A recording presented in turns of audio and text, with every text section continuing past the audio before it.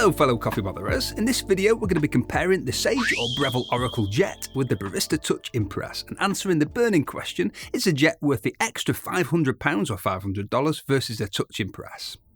This is one of the most common questions I've been getting since I reviewed the Oracle Jet, so I thought it makes sense to properly explore that question. While we're on the topic of questions and comments, please keep them coming. We will answer the most common questions with videos as much as we can, or short questions will be used as Coffee Kev's question of the week at the end of videos. We'll go through the specs first and then we'll answer some questions and do some testing. We'll put the dimensions on the screen for both. The Jet's 35cm wide, 38cm deep, 42cm tall, and the Touch Impress 35cm wide, 34cm deep, and 41cm tall.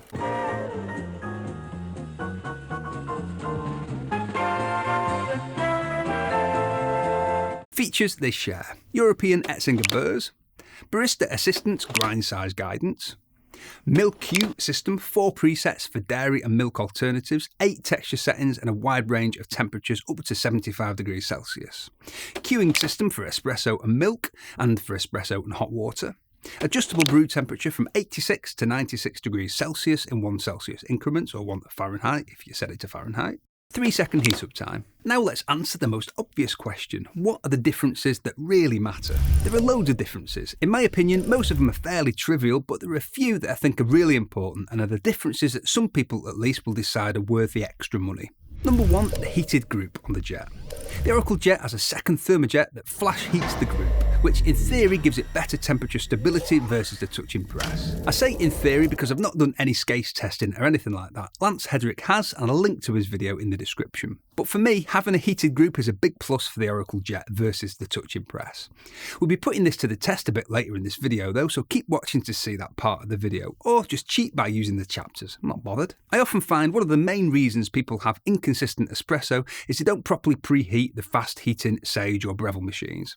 Check out my video on temperature tips that will pop up here at the end of this video. Number 2, the grinder. It's the same Etzinger burr set found in their other integrated grinder machines, but the burr carrier and grinder mechanism is new. There's no internal burr adjustment now, the full range is available via the external adjustment. It only has 45 digital grind settings, each which occupy a range on the dial of about 60 degrees of a turn. I do wish there were way more settings than that, so you could make a finer adjustment and get back to that same exact setting again in the future. I've sent Sage a big wish list of firmware updates, including more grind settings and various others, so you never know. Watch this space. Right there. So what this means, on the Oracle Jet, as the full range is available via the external adjustment, you're never going to have to mess around adjusting the internal grind settings, as you might find yourself having to do with the Touch Impress. Number 3, portafilter and baskets.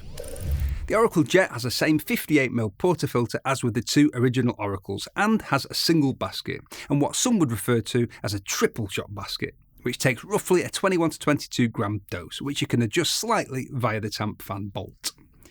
The Touch Impress has the same 54mm portafilter as all their other integrated grinder machines, other than the Oracle range, with an 18 to 19 gram double basket. This is a plus for the Jet for anyone who wants to make big, intense milkies or who wants to split a shot for 2 milkies. But I've seen quite a few people asking about 18 gram doses on the Jet.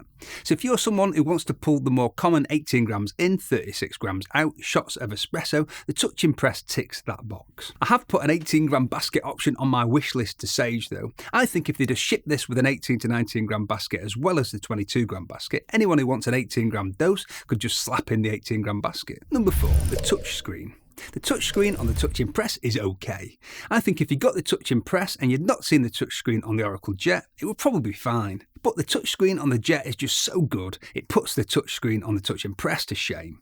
Using these two side by side, there's just no comparison. You'd think this one was developed a decade or two later, not a year or two later. It's faster, it's crisper, it's bigger and it has better features. Number 5, adding and adjusting drinks. You can make changes to the custom drinks on the Touch Impress, but you can't save them, not without using up one of the 8 presets. So if all you want to do, for example, is make one change to your flat white and just save that, you can't. You'd have to save a new separate flat white into the menu, and that means more items on the menu, and you can't hide the original menu drinks, and you can't change the order on the screen. With the Jet, you can edit all of the menu drinks, and then just hit save to save them. And you can add up to 10 custom drinks to the menu. And you can choose to hide any of the preset menu drinks from the... Bye bye. And if you choose to hide any of the preset menu drinks from the screen, you can easily bring them back at any time.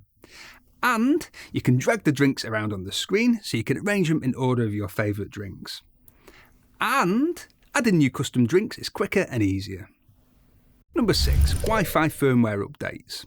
The Jet has a Wi-Fi chip, enabling them to push out firmware updates over Wi-Fi. If you have an issue with your touch press that can't be fixed via a Wi-Fi update at the time of filming, your machine would need to go to Sage's repair partner, Coffee Classics, for that to be done. With the Jet, they just push out firmware fixes as they do them. I hope all manufacturers implement this going forward with new machines, as I can see it being a real game changer. In theory, they can also diagnose issues via Wi-Fi, although I've not been able to put that to the test just yet. I would hazard a guess that the Wi-Fi chip will become a common thing on Sage machines, but I've no idea if they'll roll that out to the machines already in the lineup. I hope so. So these are the main differences that I think will lead quite a few people to come to the conclusion that the Oracle Jet is worth the extra money for them versus the Touch Press. There are quite a few other differences which I don't actually think make a huge amount of difference, so we'll talk about them briefly in a bit. First of all, let's make some coffees and do some testing. Testing the shot-to-shot consistency. On both machines, 1 heat-up flush followed by 3 shots, at 3 times throughout the day, morning, lunchtime, afternoon. The extraction variance throughout the tests was 0.33% on the Jet and 0.79% on the Touch Press. The taste difference between the two machines in all of these tests was negligible. I dialed in both machines and then pulled a control shot on both for the morning shots about 30 minutes before the first test. The Oracle Jet remained dialed in, while the Touch Press shot time reduced by half for all 3 shots after 30 minutes from the dialed in controlled shot. Interestingly, the extraction percentage was only impacted slightly. I couldn't detect a significant difference in taste between the first 3 shots on the two machines, but the texture was noticeably thinner on the first 3 morning shots on the Touch Press. Going 2 settings finer from 14 to 12 brought the extraction back up, which didn't make a big impact on the taste, but it did make a big impact on the texture of the shot, leading to an improved mouthfeel. The 3 shots on each machine at lunchtime and in the afternoon were very similarly consistent on both, with the Jet just being slightly more consistent in terms of shot time and extraction percentage, but with no detectable difference in taste or texture. What I didn't do in the morning shots in the test is to turbo flush to properly preheat the group on the Touch Press. So I replicated the same morning test the next day, but did a turbo flush on the Touch Press, a blank shot using the dual walled baskets, and this reduced the difference in shot time by about half, dropping to about 23 seconds from 30 seconds, and this improved the texture of the shot too versus the test on the first day. What I've concluded from these tests is that there is some improvement in consistency with the Jet versus the Touch Press, but from my testing it makes little or no difference to the taste. The biggest difference appears to be staying dialed in the morning, possibly when the room conditions are changing the most.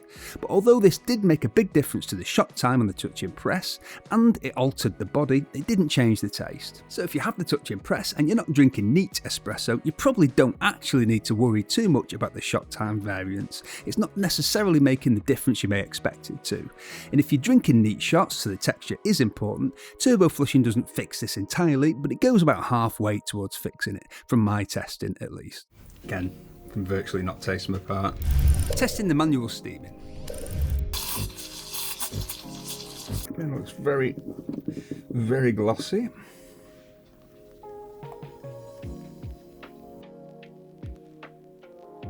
But that looks really good actually. That gloss paint.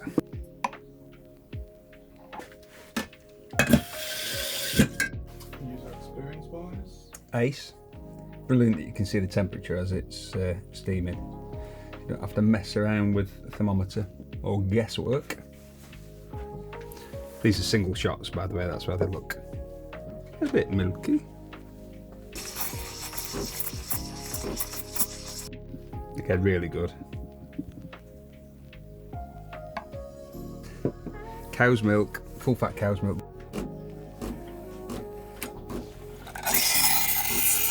Decent texture, looks nice. I don't enjoy steaming manually as much on that one as that one. It just doesn't seem quite, that's so easy to steam on. I think part of it is because I can see the temperature.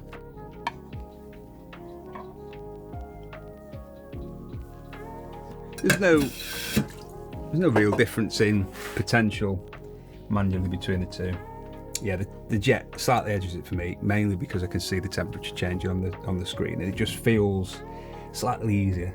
Can't really put my finger on why, but just manually steaming on that, I feel like anyone could walk up to it and manually steam, whereas this is a bit more like a normal Pro Steam one.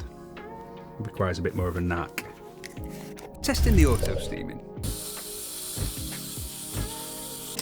You can just see that's really, really good texture. It looks exactly how it was when I did it manually.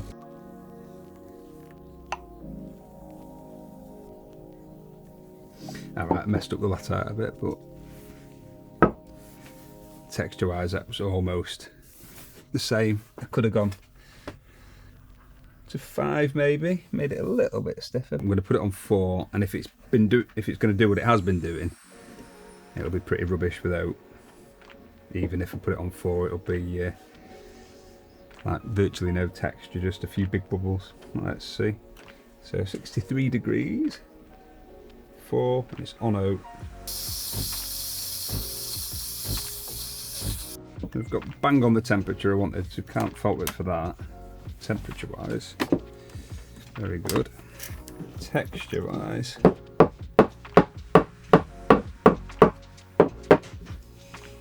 it's just lots of big bubbles. Try pouring it so you can see.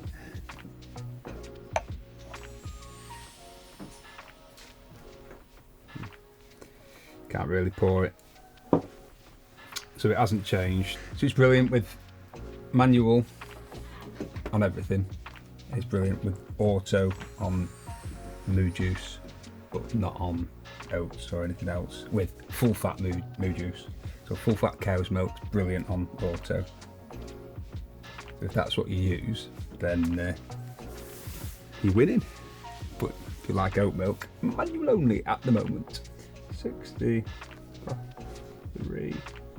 milk type dairy. Looks good. So again, cow's milk, full fat cow's milk, great. Yeah, 60 degrees, set in 3. Oat milk.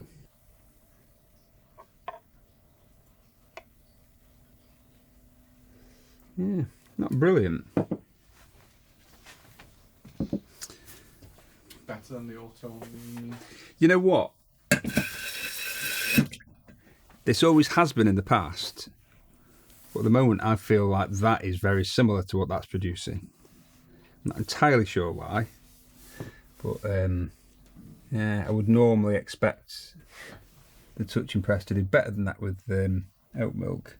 This used to be really good for oat milk as well. I've not used it for a bit, and weirdly it's producing at the moment on auto really poor oat milk, so I need to get in touch with Sage and ask them what the crack is there. But it used to be able to do similar to that with oat milk, so that's interesting. Are there any other side-by-side tests you'd like to see? Let me know in the comments. Now let's talk about the other differences. To me, these differences are fairly trivial, but they might not be to you, or some of these might just push you over the edge in terms of whether you decide that the jet is worth it versus the touching press. So I thought I'd cover them all just in case. Brew temperature settings. The touching press has a preset brew temperature with 4 cooler settings and 4 hotter settings, which are on the touchscreen as hotter 1, hotter 2, cooler 1, cooler 2, and so on. The jet has adjustable brew temperature in 1 degree increments from 86 to 96 Celsius or 107 to 205 degrees Fahrenheit. So they both have plenty of settings. The only difference is you know what temperature you're choosing on the jet in Celsius or Fahrenheit, which gives you more temperature precision. I'd have to say, for me, this is probably the most important of the differences that I don't think are crucial. I'd prefer to know what temperature I'm changing to in Celsius or Fahrenheit, rather than just hotter 1, hotter 2, etc. Grind adjustment stiffness. The adjustment is much stiffer on the jet versus the touching press. If you have any kind of grip strength issues or anything like that, just keep in mind that this does take more forearm power to turn versus a touching press. Water tank size and access. 2 litre water tank on the touching press, 2.3 litres on the jet, so not a huge difference. On the jet, you can flip the wheel out, spin it around and pull the water tank out towards you, or lift the flap and fill from the top. On the touch and press, there's no wheel. The tank is accessed from the back via the handle on the top, and you can fill it from the top, but it's at the back. Grinder purging. You can purge the grinder on both. It's double tap to purge on the jet and press and hold to purge on the touch and press. Not a huge difference. I found the double tap to purge on the jet just slightly faster to start the purge. Group purging. You can double tap the start brew icon on a jet to purge water through the group. You can't do this on the touch and press, but it's really no big deal. You just press start shot and press it again to stop if you don't want to purge an entire shot's worth of water. Double tap to purge the group is slightly handier for purging a bit of water when you want to clean the shower screen, but I'd recommend purging a full shot's worth of water on the first heat up flush anyway to heat up the portafilter and the cup, so this isn't a huge thing. User modes. You have a light mode and a dark mode on the jet versus just one standard mode on the touch and press. Honestly, I think most people will just pick one mode and then forget about it, so I think this is a minor difference. The only other kind of user mode that I think would be a big difference would be one of the suggestions I made to Sage, which is to have an advanced user mode or home barista mode, with more grind settings, more espresso volume settings, the ability to adjust volume via ratio, or at least to see the ratio on the screen, and advanced info from the debugging menu on the screen. Stuff that would maybe be a pain for normal users, but very interesting to the more geeky home barista types. Yes, you could say geeky home barista types might not buy this, but what about the geeky home barista types who would use this in home barista mode, if it had one, so they could be geeky, while others in the home who aren't geeky home baristas can use it in normal coffee muggle mode. Sound control. You can turn the sound on or off on the touch and press, but you can also choose the sound level on the jet. Barista light. The jet has a barista light with adjustable brightness, the touch and press doesn't. Knocking out pucks. As with the original Oracles, the Oracle Jet has a tamp fan, a spin-in distribution tool that tamps the coffee when it reaches the correct volume in the basket. What this means is that pucks tend to be harder to knock out than with regularly tamped pucks, and I'm guessing that's why they came up with the idea for the puck sucker. If you've seen this and thought, why the heck would I need that? I think the answer is this, the tamp fan. It jams the coffee in pretty tightly into the basket, and it does require a bit of effort to knock out. Or you can do this. For the bargain price of about £80 or $80. You can knock them out manually with the jet, but it does take a bit more effort than when knocking out pucks on the touch and press. QR codes. The jet has a QR code section on the menu that you can use to order descale solution, cleaning tablets, replacement water filters, Steam One cleaner, and also to contact support, register your machine, and access beans.com if you're in the UK. And note, this has nothing to do with Heinz baked beans. This is a Sage coffee bean subscription. See the link in the description. Yes, okay, this is for marketing all of their own products, but I do think it's quite handy. Price. There's a £500 or $500 difference between these two machines, so it's just down to the individual to decide whether all of these differences, most of which are wins for the jet, is worth it for them. So the $500 question, is the Oracle Jet worth the extra £500 or $500 versus the touch and press? This really depends on you. If you're someone who knows you absolutely can't afford the jet, or justify the spend, maybe with your better half, also known as the boss, then it's worth saying that the touch and press is still a very good machine. Yes, if you were to use them side by side, I think a lot of people would prefer the Oracle Jet, but most people who get the touch and press will probably be very happy with it, until they watch this video and get major FOMO. Sorry about that. Thank you for watching. Hang on, Kev. Wait right there. Give the audience what they want. Which is your favourite? Oracle Jet, 111%. In my opinion, the touch and press is great, the Oracle Jet is greater. The potential for continual improvements via Wi-Fi firmware updates, stepless grinder adjustment, and all the stuff you can do with the screen, personally I'd go for the Jet as long as I could afford it. Hassandin2634 commented on the Sage Breville Duotap Pro vs Gadget Classic Pro video. Do you have any discount codes for the Sage? Hi Hassan. Maybe. Go to coffeeblog.co.uk/join brew time and have a look at the email you'll get within about 5 minutes. You'll see. Cheers. Thank you very much for watching. And if you think coffee is... I've been trying to start this thing for the past 5 minutes. And you enjoyed this video, please drop us a like on the video as it really helps. And we've got tons of content about how to make better coffee at home to take you from beginner to home barista. We've got reviews and how-tos on the most popular machines. If you like the sound of that, click on my face to subscribe. Tatty bye.